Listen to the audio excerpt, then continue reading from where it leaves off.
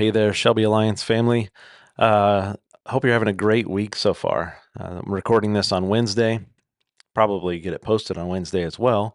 And I want to share a Bible verse with you and a little short story of when I made a mistake. And it has to do with this Bible verse, though.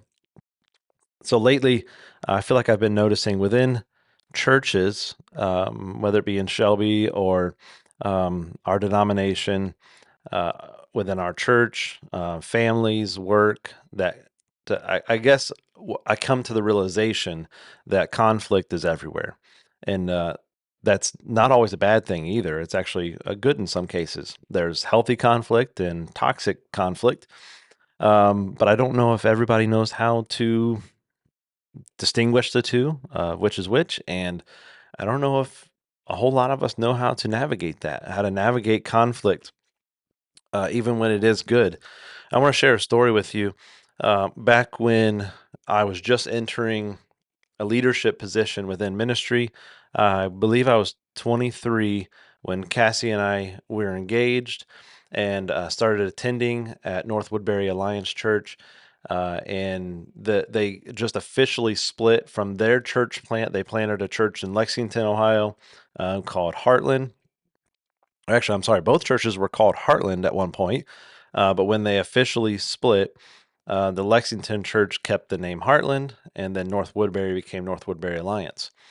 Um, so me, 23, 24 years old, we were engaged, getting ready to be married, just very passionate, lots of excitement and energy about the opportunity to lead a ministry and be in youth ministry.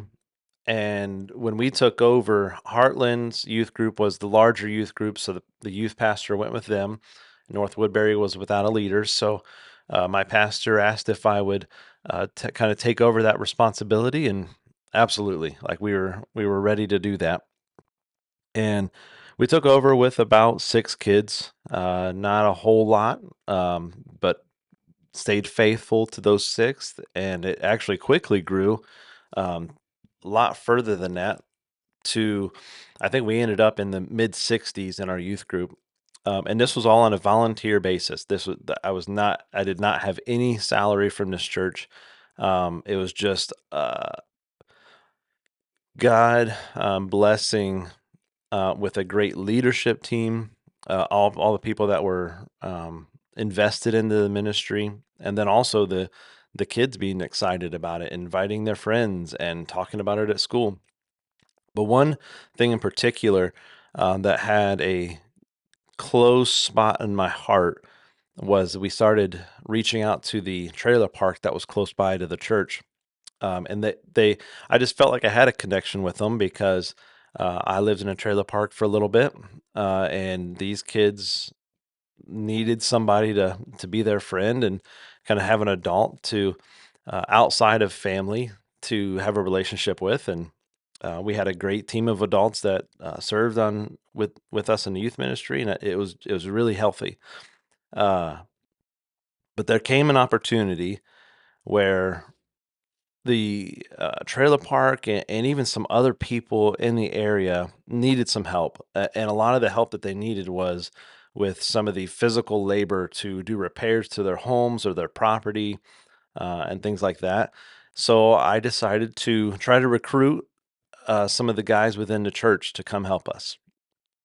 And again, knowing my context that I was young, I was very green, I was a rookie, and I decided to send a message to the guys in our church. And most of these guys they're doing all right. We weren't a rich church, but I don't think a whole lot of us were struggling. So I didn't know if they would relate to the situation these families had. So I sent a message to them. It was very aggressive, authoritarian, and probably judgmental as well. And I believe that I even in my message shared with them, like, basically, if you don't make this a priority, you are in the wrong. Like, you have to be at this event that we're doing because you're in a better situation. They need help. You can help them. You better be there. Uh, and it didn't go over well. It actually created some conflict. And my pastor called me because he received the message as well. And he called me and just started asking questions like, what was what was that about? What was the heart behind that? What was your motivation? He didn't call me and just come right out and correct me and just discipline me. He wanted to get the heart of like, what were you trying to accomplish? Okay. And then he corrected me that I didn't accomplish what I set out to do, and actually it caused more problems. And that didn't feel good to be corrected.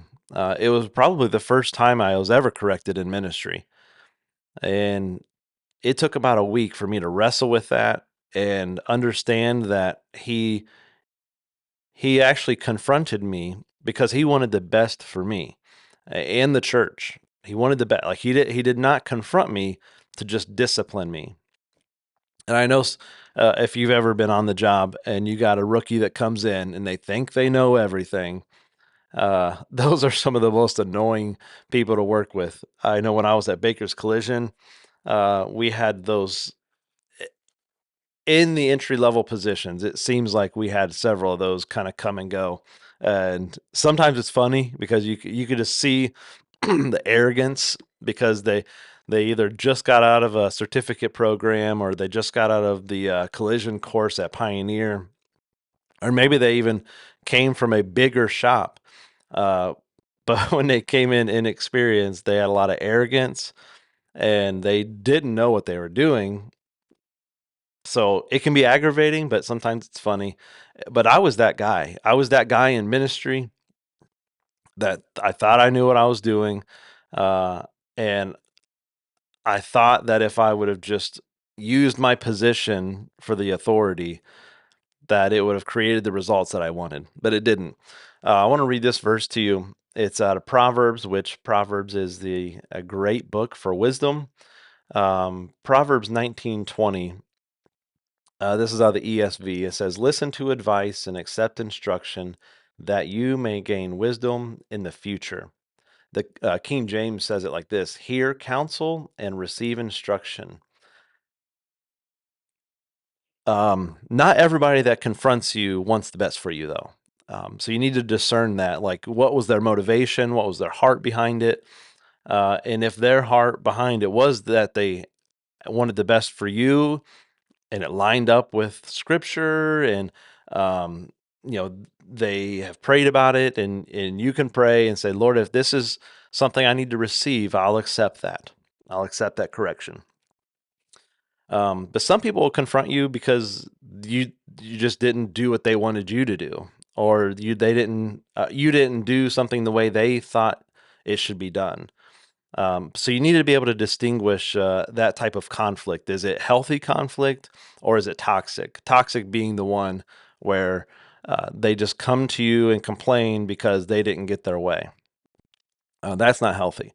But we do need to be able to receive instruction when necessary. So now now that it's been like 12 years, I think, getting my math off here, Cassie would correct me, um, of what year this was. So it was 2011. Yeah, 12 years. Okay.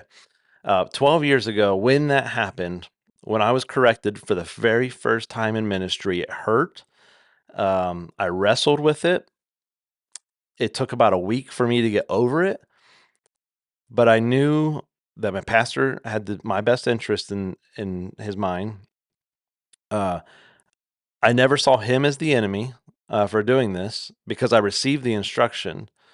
I knew I had done wrong, and I'm thankful for it now because had he not corrected me 12 years ago, that type of behavior may have continued into different positions at another church, maybe even into this position in this church as the lead pastor, where I would abuse the position. I would be the person that still kind of uses the position of authority to demand obedience, and that causes conflict. Now, I don't try to avoid conflict, but that is toxic. conflict. That's not good for somebody to behave in that way. Um, so personally, it's just my encouragement to you that if someone comes to you for correction and you know it's good correction, to accept it, because just like Proverbs 19 says, to listen to that advice, accept it, because you're going to gain wisdom. There's no way for us to grow if we're not corrected. You think of, like, even as kids, we raise our kids and we correct them because we love them, because we want them to know better. We want them to know right from wrong. I'm coaching the basketball team right now, and as we're doing practice yesterday, I have to correct them. Hey, make sure you dribble, because at the age they're at, they just want to grab the ball and run. I'm like, no, you can't do that. I correct them because I want them to learn and to be better. Uh, so distinguish if it's healthy or toxic. If it's healthy, accept it, learn from it, because you'll be wiser in the future. So I just want to share that with you today. I hope it's an encouragement, and you can listen to my mistakes. I'm not perfect. I wasn't perfect then, not perfect now. But let's try to have healthy conflict. Let's try to accept instruction when necessary, because we'll be better off for it. Have a great rest of the day.